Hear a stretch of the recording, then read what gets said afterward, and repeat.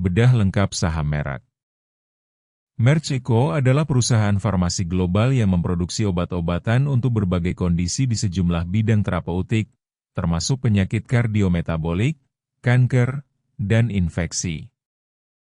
Dalam segmen kanker, platform imunonkologi yang dipimpin oleh Keytruda menjadi kontributor utama terhadap penjualan keseluruhan.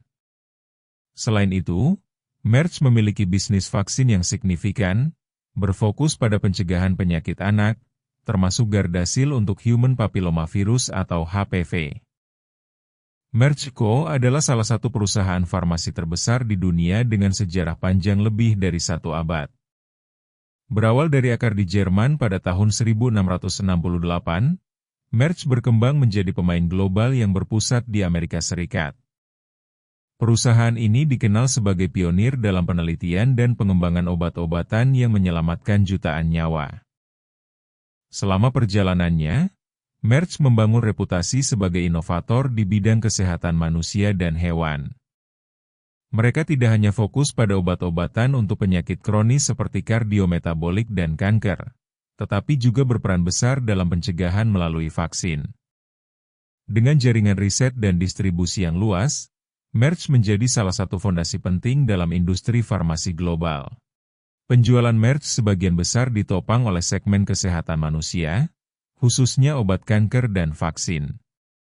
Produk andalan seperti Keytruda terus menjadi motor utama, menyumbang porsi besar dari pendapatan global.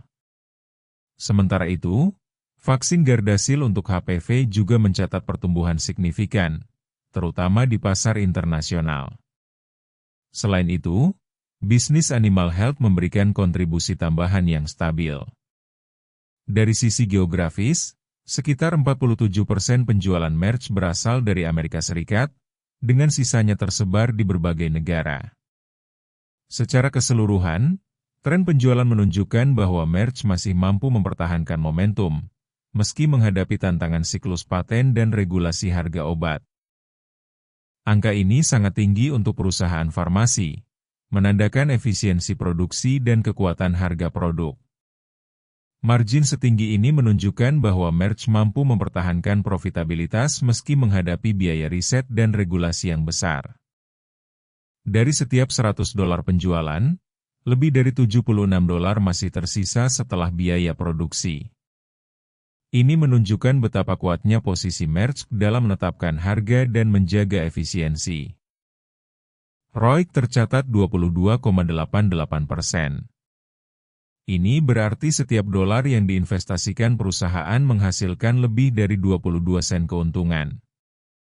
ROIC setinggi ini mencerminkan kemampuan Merck mengalokasikan modal secara efektif, terutama dalam riset obat dan vaksin yang menjadi tulang punggung bisnisnya.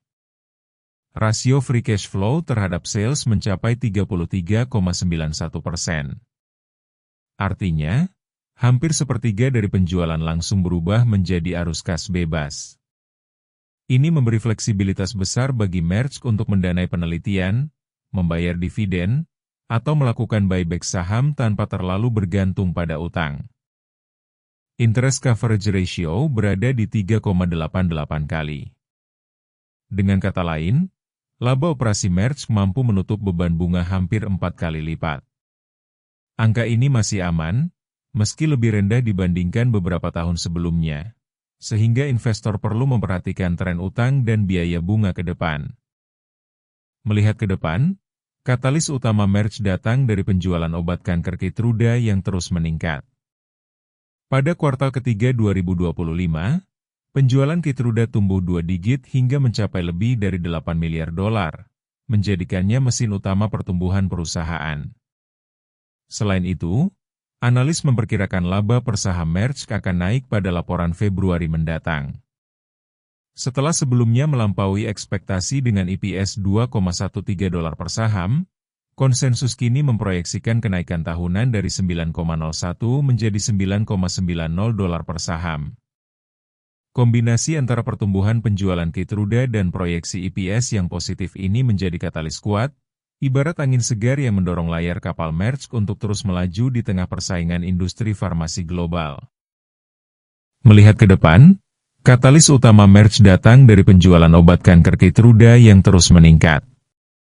Pada kuartal ketiga 2025, penjualan Keytruda tumbuh 2 digit hingga mencapai lebih dari 8 miliar dolar, menjadikannya mesin utama pertumbuhan perusahaan. Meski Merck memiliki katalis positif yang kuat, investor tetap harus memperhatikan risiko yang bisa memengaruhi pergerakan sahamnya. Pertama, risiko paten habis.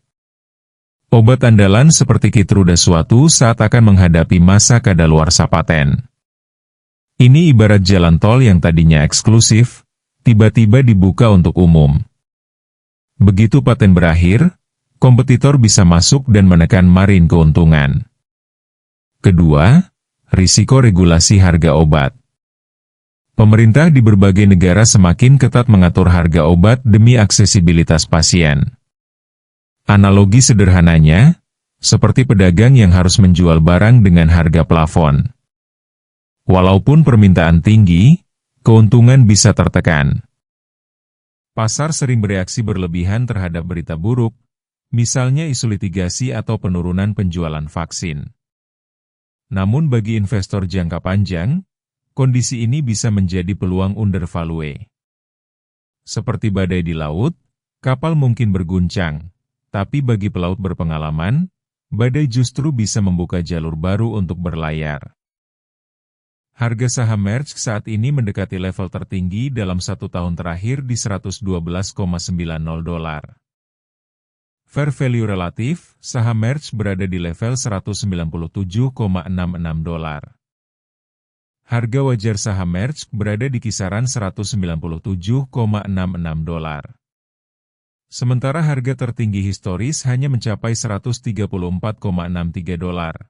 Dan sejak koreksi terendah di 73,31 dolar, saham ini belum pernah menembus level high tersebut. Dengan kondisi ini, saham Merck saat ini berada di wilayah undervalue dibandingkan estimasi harga wajarnya.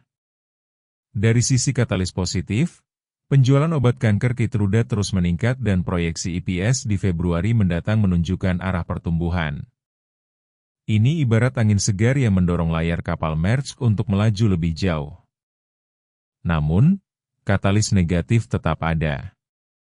Risiko paten habis bisa menekan margin di masa depan, dan regulasi harga obat berpotensi membatasi profitabilitas. Analogi sederhananya, seperti jalan tol eksklusif yang suatu saat akan dibuka untuk umum, sehingga arus pendapatan tidak lagi sekuat sebelumnya. Kesimpulannya, dari perspektif investor dan analis, Merck saat ini menawarkan peluang jangka panjang dengan valuasi yang masih menarik.